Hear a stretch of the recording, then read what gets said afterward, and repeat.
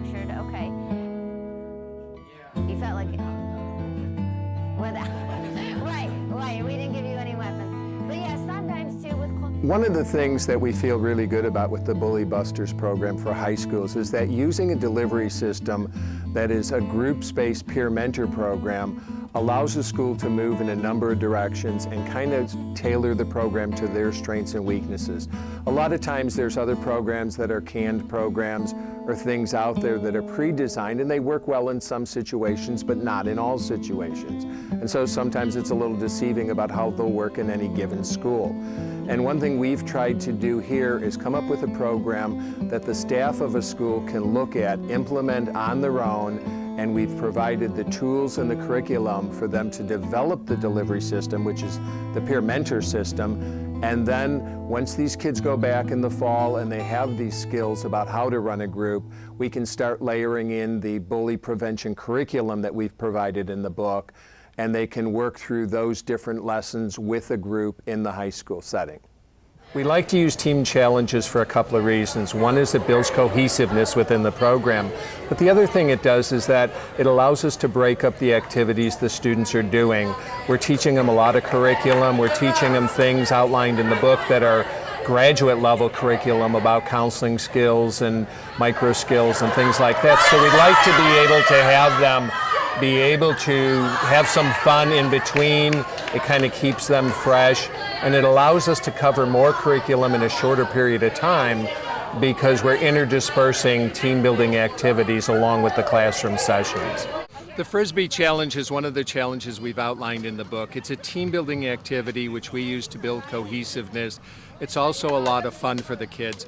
One of the things about the Frisbee Challenge is they need to select somebody on their team for the second round of this competition, which means they have to identify a leader within their group, somebody that's skilled and can help them win the competition. We like to see how the chemistry in the team goes when they do that. It also adds a level of energy and excitement for the kids during the training session, so they're not in the classroom the entire time, as do all our team building activities. One of the things about team building is that we know that we're not going to teach them everything in this 3-day session. What we'd like them to be able to do, though, is be committed to the program, to improving the program, and work towards constantly improving and learning new things about mentoring. Program cohesion is what helps that process along. That's why we feel team building activities are very important while we're doing that. Micro skills is a part of that. We wanted them to be able to develop these skills to encourage even quiet and shy freshmen to be able to speak more openly in the presence of their mentors. Sure. They're being able to learn a concept like micro skills, and we teach them each of the micro skills like minimal encouragement and restatement, and we walk through those and teach them definitions, but then we also give them immediate opportunities to practice those skills. We don't expect them to be experts of this at the end of the session. We expect them to get a foothold on what those skills are and why they're necessary. These are skills that we're going to give you guys to help draw out the conversation from them so that they do feel more comfortable talking to you and in front of the group, okay?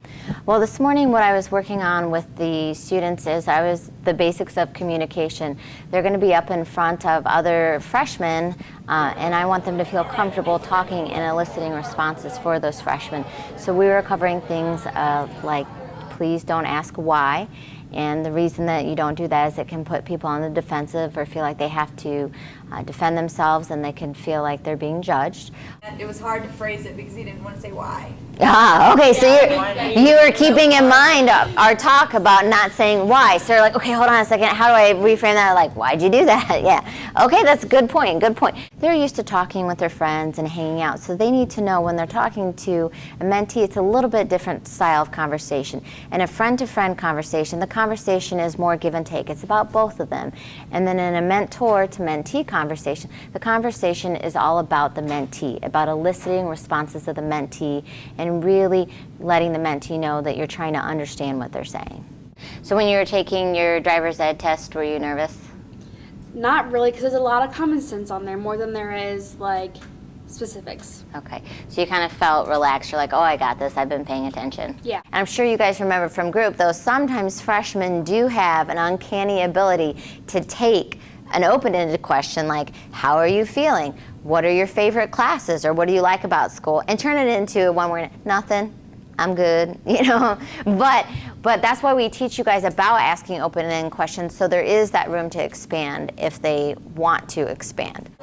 Where was the last place you went on vacation? California. Did you like it? Yeah. Okay, so Becca, what are some of your interests? Some of my interests are probably softball and theater and choir. They're one of my favorite things to do. Do you do theater a lot? I do theater a lot. Yeah, I did it for my freshman and sophomore year in high school, and I'm planning on doing it the last 2 years also.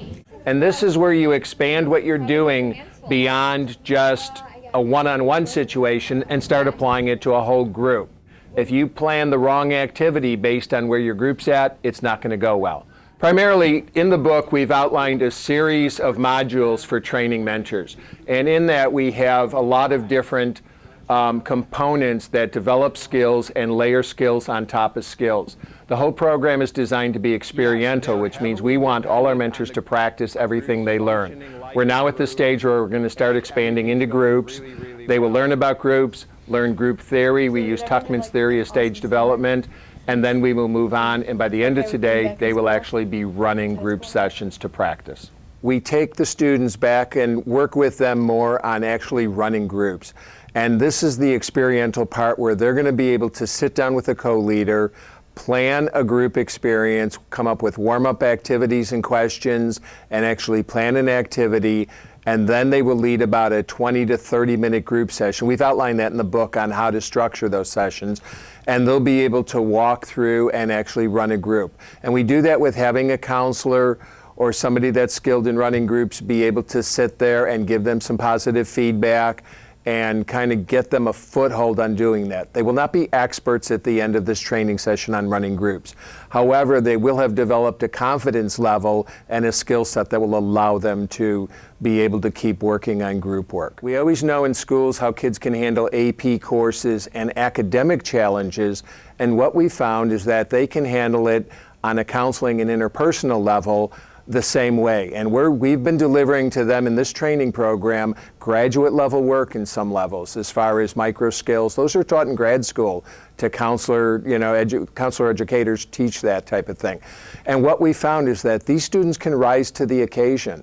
And when they're given that format and that structure and that training, they can deliver curriculum at a level far above what we might give them credit for.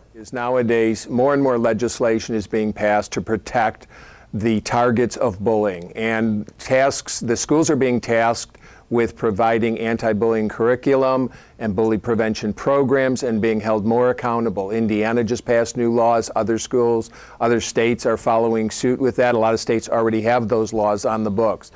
So educators are being asked to come up with programs and implement programs within their schools, and we feel that the book that we've provided gives a structure and a format that allows either counselors or principals or whoever gets the responsibility of rolling out such a program in a high school or even in a middle school, but it gives them the tools they need to get that job done and meet the responsibilities for bully prevention programs.